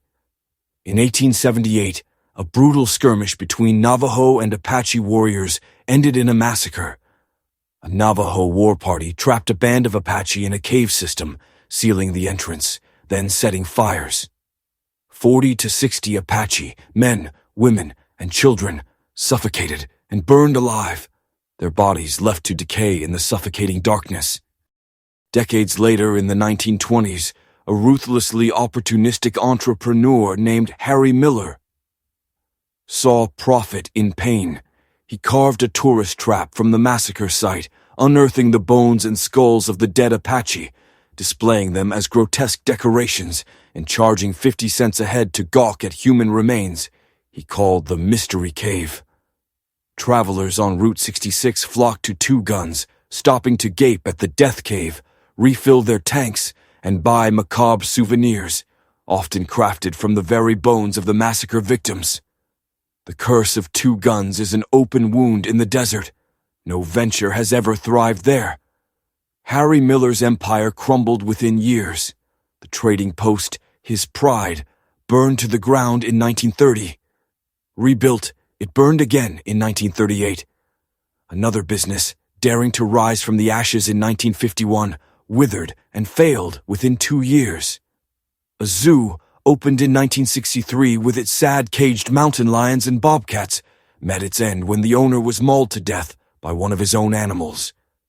Every single enterprise at Two Guns has ended in ruin, fire, bankruptcy, or death.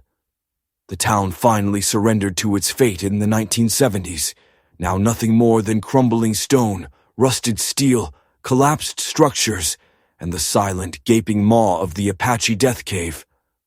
Route 66 still snakes past it, and you can pull off, if you dare, to explore the ruins. But locals will warn you away, their voices hushed. They'll tell you the place is cursed. They'll tell you bad things happen to those who disturb the site. And they are right. Jayla and I had been inseparable since 8th grade, drawn together by a shared fascination with abandoned places and forgotten histories. By our mid-20s, we'd explored dozens of ghost towns, derelict mines, and historical sites across Arizona and New Mexico. Jayla was the meticulous researcher, spending weeks devouring history and old maps, charting the safest routes. I was the photographer, documenting every crumbling wall, every faded inscription, building a visual archive of places slowly fading to dust. We'd even talked about a book someday, a collection of Arizona's forgotten places, history, and images intertwined. Two Guns had been on our list for years, but I'd always resisted. I'd read the stories, the chilling pattern of death and failure that clung to anyone who tried to profit from or disturb that haunted ground. The desert wind howled a silent protest against my memory. "Curses aren't real," Jalen had said, her voice a dismissive bell against my unease. "Just bad luck, confirmation bias." She'd called our venture documentation remembrance, not profit, not exploitation. "That makes us different," she'd insisted. Now, in the stark quiet of my solitude, I wished I'd argued until my throat was raw. Wished I'd refused to go. We'd left Flagstaff on a clear, cold Saturday morning in early March, the kind of biting Arizona winter that promises sunshine but delivers a shiver. Our path led east on Interstate 40, past the Meteor Crater exit, then onto the ancient ribbon of Route 66. Two Guns isn't hidden. Its skeletal ruins, collapsed stone, rusted metal clung to the canyon edge, visible from the highway like a bleached, forgotten skull. We'd parked and stepped out, the air sharp with dust and the chill breath of history. Though technically private land, the fences had long since dissolved, leaving only faded, disregarded signs warning of dangerous structures and enter at your own risk. Warnings we, like countless others before us, had shrugged off. The main ruins were a tableau of decay, the gas station's roof caved in, the trading post's walls clinging precariously, the zoo cages empty and gnawed by rust. But our true destination lay beyond, shrouded behind a bent chain-link fence, scarred with fresh warning signs. Danger. Keep out. Mountain lions. Unstable rock. This was the cave, the Death Cave, the site of a massacre. Jalen, ever the driven documentarian, wanted to see it. I told her it was a mistake. The signs explicitly detailed unstable rock, hidden drops, mountain lion dens. She'd countered with a familiar siren song. We came all this way, just a quick look. The fence was a joke, a mere suggestion of barrier, easily scaled. The faded warnings, though stark. Danger. Keep out. Mountain lions. Unstable rock. We ignored them. The cave entrance was a gaping maw in the canyon wall, about 6 feet high, 4 wide. Our flashlights cut meager paths into the black. The temperature plunged immediately, a shock to the system. The main chamber unfolded unexpectedly vast, 20 feet across, its floor a treacherous canvas of rocks, debris, and scattered bones. Not the tidy, curated display of poor Harry Miller's old tourist trap, but broken fragments, half buried in dirt and animal droppings, human remains time had failed to reclaim. Jalin, already in her element, began taking notes, measuring. I photographed, futilely attempting to capture the unspoken horror that clung to the air. About 15 minutes in, Jalin's beam found a secondary passage, a dark slit in the rock, barely wide enough for one person. She wanted to explore it. My gut screamed, "Go back! We've seen enough!" But she was already moving, her light dancing into the narrow opening. I followed, a chilling certainty that she mustn't go alone. The passage was a claustrophobic squeeze, forcing us sideways, shuffling for 30 feet until it opened into a smaller chamber, 10 feet across. And this chamber, it felt wrong. The air was colder, denser. The darkness seemed to thicken, pressing in. A smell, rotten and ancient, clawed at my throat. Jalin stood at the center, her flashlight sweeping the walls. "Pictographs," she murmured, "ancient drawings." My gaze, however, was fixed on her face. Her expression had gone slack, distant, her presence suddenly thin. I called her name, no response. I reached for her shoulder and she flinched as if burned. Then she turned, and her eyes were blank, seeing through me, not at me. She whispered something incomprehensible, a language I'd never heard. I grabbed her arm, pulling her toward the passage. "We need to leave. Now." She resisted, tugging back, anchored to that wrong chamber. I dragged her, wrestling her through the narrow passage and back into the main cave. In the larger chamber, Jalin seemed to rematerialize, blinking. "Why are you so upset?" she asked, genuinely bewildered. "I'm fine." I told her what had happened, the zoning out, the foreign words. She remembered only entering the small chamber, looking at the walls, then me pulling her back. We scrambled out, the sudden sunlight a harsh balm. I was shaking, but Jalin seemed normal, dismissing it as disorientation from the tight space and low oxygen. "We should keep exploring," she said, impervious. I refused. I was leaving. Our argument was a jagged shard of discord, the worst we'd ever had. Finally, Jalin, her voice tight with suppressed fury, snapped, "Fine, I'll explore on my own. You can wait in the car if you're so scared."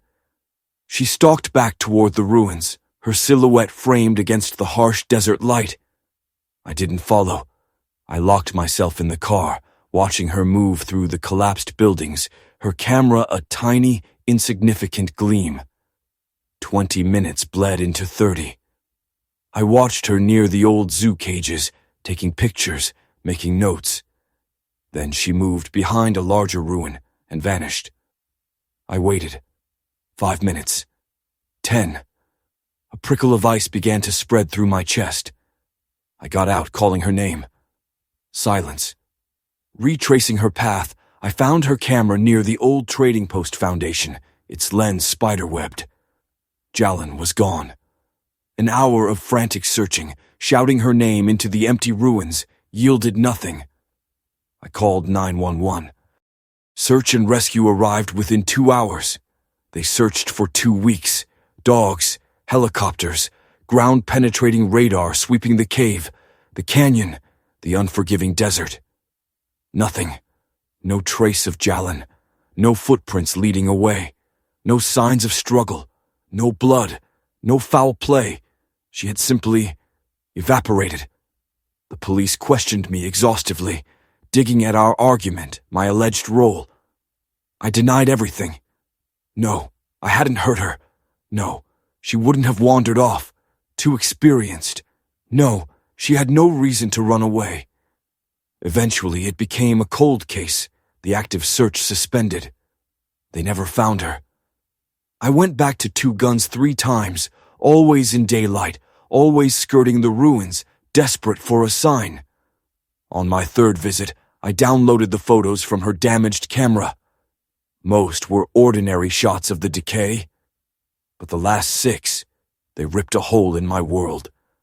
Taken inside that small, wrong chamber, they showed the pictographs, ancient symbols on the rock, and in the background of each, partially hidden in the shadows, an indistinct, dark shape.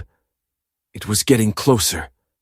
The first image showed it far back, the second, a few feet closer. By the 6th, it was directly behind where Jalen would have stood.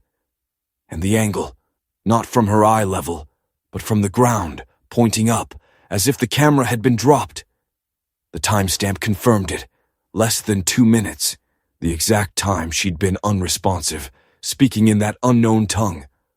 I showed the police. Shadows, tricks of light, they dismissed. No evidence of foul play. I showed paranormal investigators. Extreme negative energy, they whispered. A spiritual wound from the massacre. She disturbed something that should not have been disturbed. They said whatever was in that cave had taken her. I grapple with it daily. Is Jalen dead? Is she somewhere the search parties couldn't reach? Was it something supernatural? Or did she simply succumb to the desert, her body yet to be found? I don't know. But I know this. The curse of Two Guns is real. That place is poisoned by the violence that happened there. And I will never go back. The ruins stand, the cave breathes, and whatever claimed Jalen still waits in the darkness for the next person who ignores the warnings, who ventures too deep into a place that should have been sealed forever. Two Guns has stolen dozens of lives over the past century and a half. Business owners, tourists, workers, explorers. Now it has claimed Jalen. The thought still chills me. She found no peace, not in a place like Two Guns, which only offers shadows. And once that darkness touches you, it never truly lets go. That winter break, my freshman year at Northern Arizona University, Yuma wasn't an option. My family had vanished to Texas over the summer, and a plane ticket was a luxury I couldn't afford. A mistake I now know. I should never have been alone in Morton Hall. At 7,000 feet in Flagstaff, surrounded by the hushed giants of the Ponderosa Pine Forest, NAU's campus is a postcard of history. Morton Hall, opened in 1927 as a women's dormitory, is one of its oldest sentinels. For almost a century, its 4 floors have embraced generations of female students within its aging rooms, along its narrow, creaking hallways. It has character, yes, high ceilings, polished hardwood underfoot, radiators hissing and clanging through the long nights, and windows that never quite seal, letting the winter air whisper in. But Morton Hall also carries a reputation, an indelible stain. Everyone who lives there knows about Kathy. The legend is a spectral hum. In the early 1950s, a freshman named Kathy, from a dusty small town in southern Arizona, the first in her family to touch the promise of college, found herself marooned in Morton Hall over Christmas break. Her sweetheart was fighting in Korea. The dual blows landed almost simultaneously. A telegram declared him KIA, and a bitter letter from home announced her family could no longer afford her tuition. She was alone, one of a handful of students in the cavernous building. On New Year's Eve 1952, she used a rope in the stairwell between the 2nd and 3rd floors. Her body wasn't found until January 2nd, when the first waves of students returned. Kathy never left. Students claimed to see her spectral form in that stairwell. Whispers of crying echo from empty rooms. An overwhelming sadness descends in certain areas, particularly the second floor, where her room once was. And the activity, they say, always reaches a fever pitch during winter break, the anniversary of her death, when the building is skeletal and the few remaining students are left to face whatever still walks those halls. I moved into Morton Hall in August 2019. My third-floor single was a postage stamp of a room, just enough for a twin bed, a desk, and a dresser. The building had an antique charm I admired. My R.A., Talon, a junior who'd lived in Morton for 2 years, told us Kathy's story at our first-floor meeting. Not as a warning, but a local ghost story, a rite of passage. Some people experience things, some don't, she'd said with a shrug. If you're respectful and don't go looking for trouble, Kathy will leave you alone. I believed her. For an entire semester, nothing. Morton Hall was just a creaky, cold old dorm, filled with the predictable symphony of student life. But when winter break arrived and the campus emptied, every chord shifted. I was one of 5 students left in a building designed for 200. The sheer emptiness felt wrong from the very beginning. The first few days drifted by in a fragile calm. I had the third floor almost entirely to myself. The silence, after months of dorm noise, was initially a comfort. I studied, watched movies, and made solitary treks to the dining hall. It was on the 4th day, December 23rd, that the silence began to curdle. Around 10 that night, as I sat at my desk, the television across the room flickered to life. The remote lay untouched on my nightstand. I turned it off, a nervous tremor in my hand, and went back to my books. An hour later, it happened again. This time, I unplugged it completely. The next morning, the poster on my wall lay on the floor, not torn, not damaged, just removed. The thumbtacks were still perfectly embedded in the plaster. It looked as if someone had carefully taken it down and placed it there. I rehung it. That afternoon, it fell again. I tried to tell myself the old plaster gave way, but the thumbtacks were firm. Something else was taking the poster down. On Christmas Eve, a desperate need for human contact drew me to the second floor. Indiana, a girl I'd met in the dining hall, had a room at the far end, away from the stairwell. We were watching a movie, the low hum of dialogue a comfort, when we heard it. Footsteps. Slow, deliberate, echoing from the far end of the hallway. We muted the movie, holding our breath. They passed Indiana's door, then continued on. Maybe one of the other students. But we knew where everyone was. There were only 5 of us in the entire empty building. These footsteps were coming from the wrong end, the section of vacant rooms. We peered out. The hallway lay empty, bathed in the sickly hum of fluorescent lights. No one. Yet the footsteps persisted. They reached the end, then turned into the stairwell. We heard them ascending. Indiana looked at me, her eyes wide. We should follow them. My gut screamed no, but she was already moving. The stairwell was a cold, yawning chasm. The footsteps had stopped. Silence. Then, a slow, labored breathing, originating from above us, from the landing between the second and third floors. The landing, where Kathy had hanged herself. Indiana started up. I followed, a primal fear of being left alone overriding all else. On the landing, the air itself seemed to drop 20 degrees. My breath plumed. And then I saw her, not with distinct edges, not like a living person, but a dark, wavering shape, hanging in the air where a body would sway from a rope. The outline of a woman, head cocked at an unnatural angle, feet dangling inches from the floor. She hung there for 3 agonizing seconds, then dissolved. The temperature snapped back. The breathing ceased.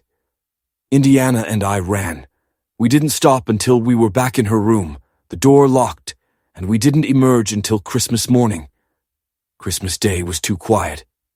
I stayed in my room, listening to the silence. But that night, the unseen escalation began.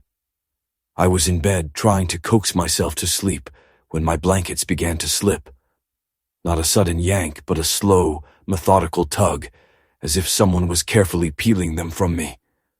I snatched them back. The pulling stopped. I tried again to sleep. 10 minutes later, it started anew. This time I switched on my light and sat up straight. My room was empty, but the presence was undeniable, that skin-crawling certainty of being watched by an unseen something. I turned on every light, shoved my desk chair against the already locked door, and spent the remaining hours until dawn pressed against the wall, eyes fixed on the door. I didn't sleep a wink. The next morning, 3 parallel scratch marks marred my door. Carved into the inside wood, like fingernails dragged with deliberate force. They hadn't been there last night. I would have seen them. I found Talon on the first floor. She was the only RA who'd stayed on campus. I poured out the story. The TV, the poster, the footsteps, the figure in the stairwell, the blankets, the scratches. She didn't seem surprised. Activity always worsens during winter break, she said, her voice flat. Kathy's most active between Christmas and New Year's, leading up to the anniversary. She offered me a different room, closer to hers. I said yes. We moved my meager belongings that afternoon. The new room was smaller, darker, but being on the first floor felt like a fragile shield. That night, December 26th, all 5 of us still in Morton Hall experienced something. Indiana texted me at 2 a.m., reporting frantic banging on her door, only to find no one through the peephole. Another student heard weeping from inside the walls. Talon described her doorknob twisting back and forth for 10 straight minutes, despite the locked door and empty hallway. And in my new, safer, first-floor room, I awoke to find I was no longer alone. A figure stood at the foot of my bed. A woman in a white nightgown, long dark hair obscuring her face. Motionless. Silent, I couldn't scream. I couldn't move. Frozen, I stared, until she slowly lifted her head. Where her features should have been, there was only a gaping, impenetrable darkness. She reached out a hand towards me, and that's when my voice finally broke free. I screamed. The figure vanished. My door burst open, and Talon rushed in, flicking on the lights, demanding to know what had happened. I could barely utter a sound. The air itself felt colder where the figure dissolved. Talon, her face pale and drawn, didn't need words. She just sat beside me, a silent sentry until dawn bled through the windows. "We have to leave," she finally whispered, her voice rough with a fear I hadn't heard before. "It's never been like this. Morton Hall isn't safe." The next morning, December 27th, a strange, unspoken urgency hung over us. All 5 of us packed, driven by Talon's certainty, by the unsettling quiet that had fallen over Morton Hall. We found refuge in a downtown Flagstaff hotel, rooms shared, costs split, a makeshift family huddled against an unseen threat. We didn't dare return until the other students started trickling back for spring semester. January 15th brought us back, a reluctant pilgrimage. My third-floor room looked absurdly normal, yet a chill snaked up my spine. My poster, the one that never stayed put, lay crumpled on the floor. And then I saw it. 3 words, stark against the mirror, written in what looked like condensed breath. "Stay away, Kathy." I snapped a picture, sending it to Talon. Her reply was immediate, a single unanswerable question mark. That day, I requested a transfer. By the end of January, I was in a new dorm, leaving Morton Hall and Kathy behind. But Indiana stayed, She claimed she'd grown accustomed to the activity, that it no longer bothered her. 2 weeks into spring semester, she appeared at my new door, her eyes wide, a secret trembling on her lips. "I need to tell you something," she said. On New Year's Eve, the anniversary of Kathy's death, Indiana had been alone in her room. A soft knock had come from her door. When she opened it, she found a single yellowed note, penned in an old-fashioned script, slipped beneath. "Thank you for keeping me company.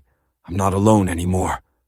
Indiana admitted she hadn't understood it then, not until she delved deeper into Kathy's story, unearthing old newspaper articles about the suicide. And there, buried in the forgotten details, was the truth most versions of the legend omitted. Kathy hadn't died alone in Morton Hall. Another student, a girl from Kathy's own floor, had stayed over that break. She had been the one to find Kathy's body in the stairwell. Her name? Indiana. A spiritual link, my friend believed, a resonance across decades. The activity, she said, had ceased completely after that New Year's Eve. No more footsteps, no more weeping, no more spectral figures. Kathy had found her closure, finally moved on. I wanted to believe her, I truly did. But the truth was a colder thing. Morton Hall remained haunted. Other students continued to report eerie experiences throughout the semester. The building was as active as it had ever been. Whatever had transpired on New Year's Eve hadn't released Kathy. It had merely redirected her attention, shifting it away from the 5 of us who had dared to stay that winter.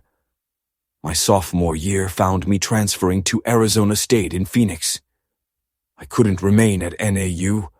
I couldn't pass Morton Hall without seeing that figure in my doorway, without feeling the echo of emptiness where her face should have been, without remembering the slow, reaching gesture of her hand.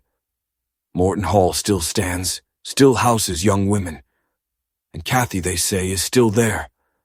Still walking the hallways, still manifesting in the stairwell on the anniversary of her death, still reaching out to those who linger during winter break, searching for company in her eternal solitude. I hope, truly, that she finds peace. But I doubt it. Places like Morton Hall cling to their ghosts too fiercely, and ghosts like Kathy cling right back. My family has lived in the Eagle Creek Valley of southeastern Arizona for 5 generations. We don't speak of the Red Ghost anymore, not out loud. But in 2023, I stumbled upon proof it was real, and I wish to God I hadn't. Eagle Creek lies in Graham County, nudging the New Mexico border, a raw landscape of desert and mountains with little else to break the vastness. Clifton, the closest town of any size, is a 20-mile drive west. Our family has ranched this land since 1896, our cattle and horses spread across 3,000 acres of high desert grassland. We're not rich, but our roots run deep, anchored to this earth. And those roots have stories twined around them, dark stories most families would cherish, but ours deliberately chose to forget. The Red Ghost is one of those stories. Growing up, it was folklore, a chilling campfire tale my grandfather Dion would sometimes spin, usually after too much whiskey. A creature that materialized in Eagle Creek in 1883. A colossal beast, red as fresh blood, that trampled a woman to death by the creek and annihilated a prospector's camp near Clifton.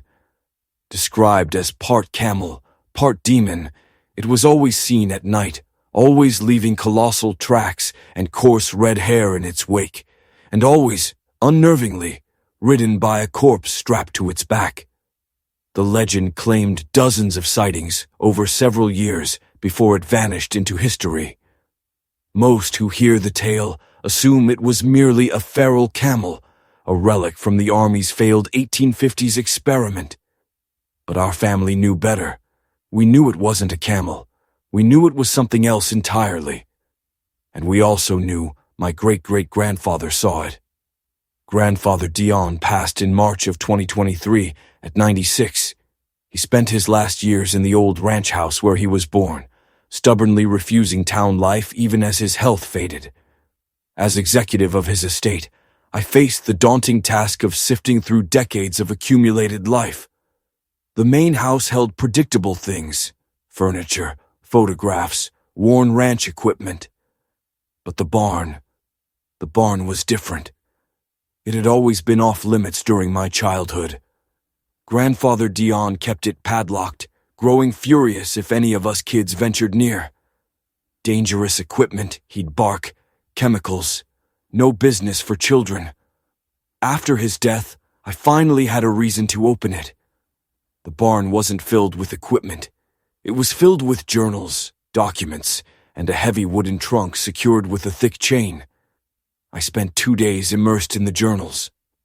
They dated back to 1882, the meticulous hand of my great-great-grandfather Daniel Reeves, the first of our line to settle in Eagle Creek.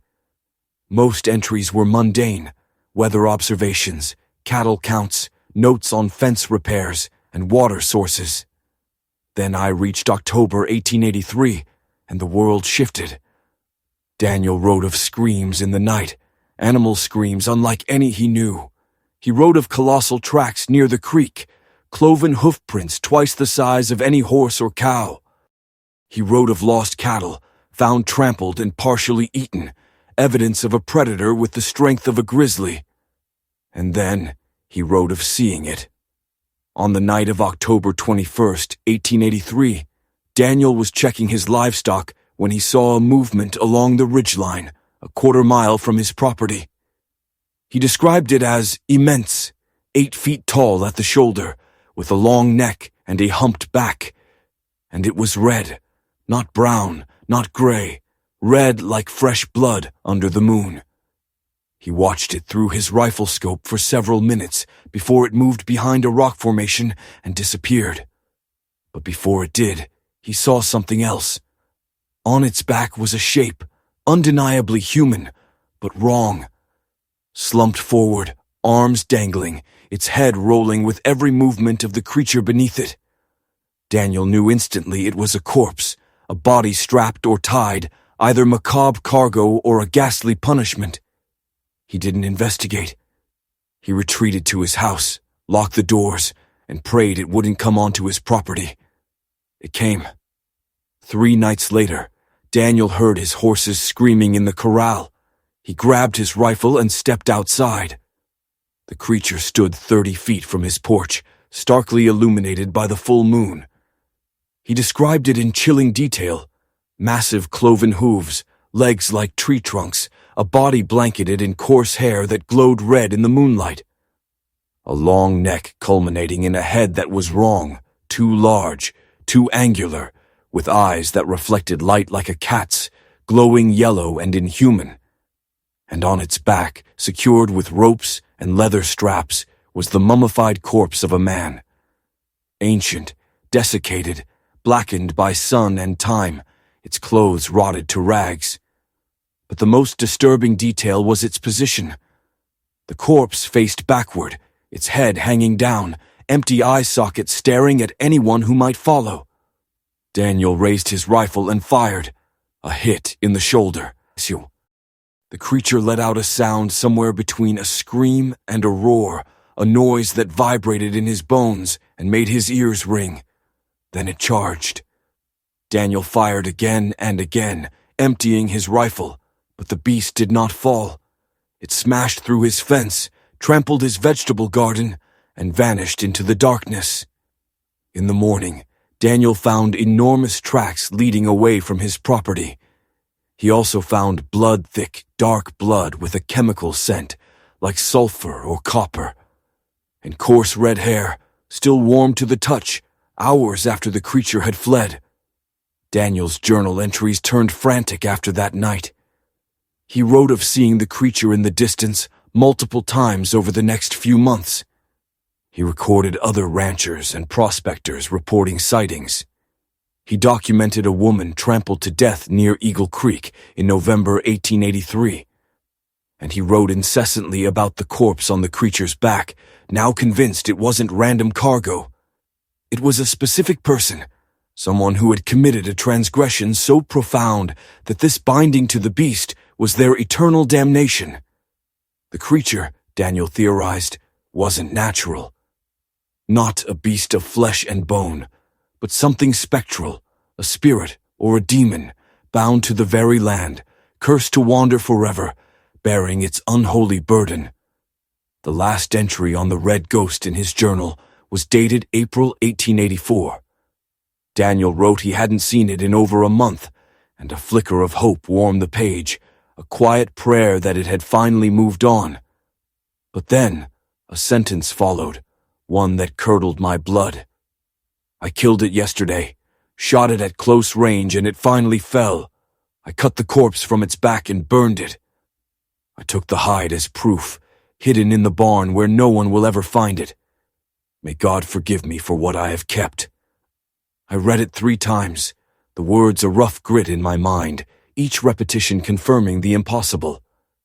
Daniel, my great-great-grandfather, had killed the red ghost, and he had kept its hide. My gaze drifted to the locked trunk, squatting in the corner of the room like a silent coffin. I knew, with a certainty that chilled me to the bone, what lay inside. A primal urge to leave it be, warred with an insatiable, horrifying curiosity. I had to open it. The chain was a rusted coil, but the padlock, a dark, anachronistic sentinel, remained stubbornly solid. Bolt cutters sang a metallic dirge as they severed the antique iron. The moment the hinges groaned and the lid creaked open, the smell hit me. A wave of ancient leather and dust. Yes, but underneath something else. Something organic, vast and long dead. A century of rot and drying preserved in the dry desert air. Inside lay a hide, massive, folded with meticulous care, wrapped in oilcloth as if to ward off time itself.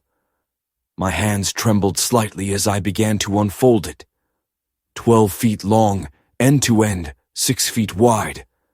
Coarse hair covered its surface, still red even after all these years, though time had deepened its hue from blood crimson to a dark, rusty umber. The texture was alien, thick and wiry, more like quills than fur. It snagged against my fingertips. And its shape, it was wrong. Too large, too angular a skull for anything I knew. Proportions utterly skewed. There were holes, too, neat punctures in the heavy material where Daniel's bullets must have struck. Along one edge, a series of deep grooves, like scars worn into the leather over countless journeys, spoke of ropes, of straps, of a terrible burden. This was no camel. This was nothing from any zoology textbook. I stood there, the impossible thing unfurling before me, the air thick with its ancient scent. What was I to do? To show this to anyone would be to invite ridicule, perhaps even a padded cell. So, I did what any rational person in the year 2023 would do. I took samples. Tiny pieces of hide and hair, small enough to be sent to a university laboratory for DNA analysis without raising alarms. Under a false name, I claimed to have found them in my attic, asking only for identification.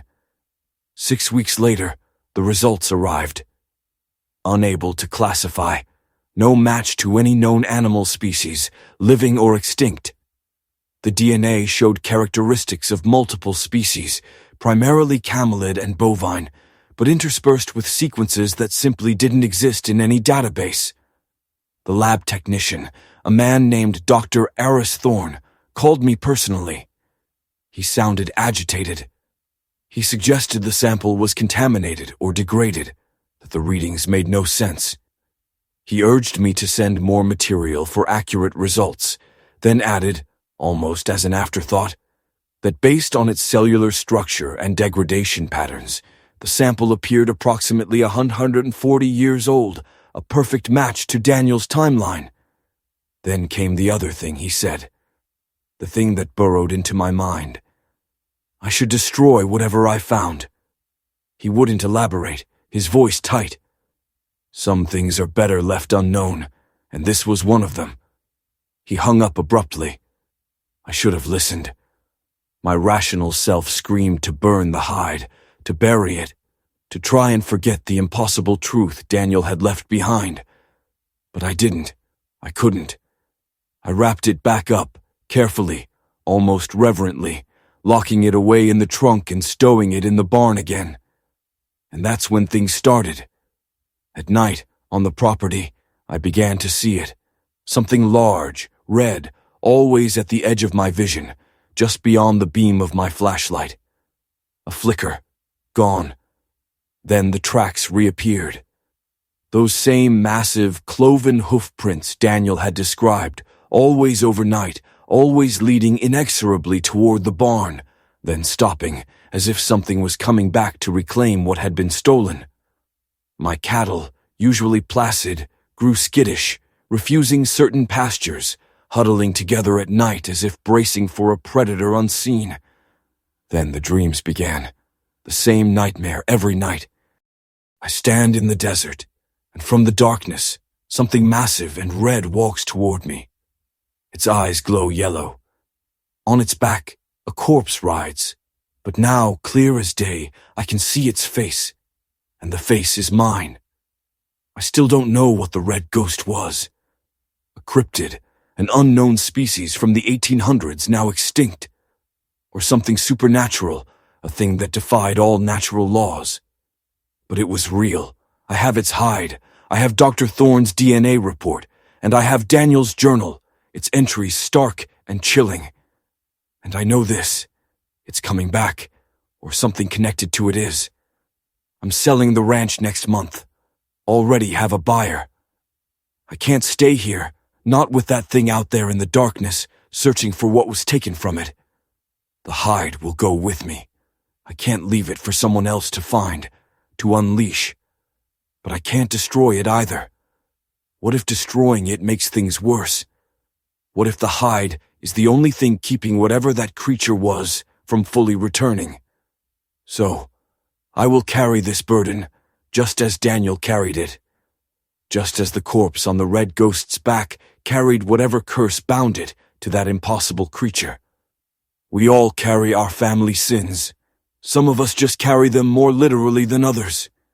If you ever find yourself in southeastern Arizona, near Eagle Creek, and you see something red moving in the distance at night, do not investigate. Do not go closer. Just leave. Because the red ghost never truly disappeared. It's still out there, still waiting. It knows where I am. The realization struck me like a physical blow, cold and precise, as I stared at the blinking cursor on the screen. My fingers poised over the keyboard felt suddenly alien, incapable of any motion but a trembling surrender. The air in the room, warm moments ago, now felt thin, sharp, and laden with an invisible weight. I could almost hear the faint, rhythmic whir of the server, a heartbeat of a distant, unseen entity that had just breached the final wall, an entity I had unwittingly invited in. For months, I'd been cataloging it, charting its growth. My notes, scattered across the desk, were a forensic record of its silent, inexorable spread. Each entry detailed another fractured piece of data, another fragmented image, another whisper of its presence across the net. I had treated it like a specimen, contained and remote, a puzzle to be solved. I had not, until this precise instant, understood that the containment was an illusion, that it was I who had been drawn into its perimeter. Now, its trajectory had shifted. The patterns I'd meticulously observed had coalesced, pointing not outwards, into the vast, impersonal sprawl of the digital world, but directly inwards, at this small, dimly lit room where I sat. It had followed the threads of my inquiry, reversed the very path I'd laid to track it, and found its way home. A shiver traced my spine, not from the chill in the room, but from the dawning horror that my intellectual curiosity had become its homing beacon. My past research, once a source of fascination, was now a blueprint for its invasion. Every query I'd typed, Every line of code I'd executed, every discovery I'd proudly logged, had been a breadcrumb. And now, the trail ended here. The screen glowed, the cursor pulsed, a silent accusation in the quiet room. It was no longer a matter of what, but where, no longer a question of understanding its nature, but of escaping its grasp. The hunt, I understood with a sickening certainty, had just begun, and I was the prey.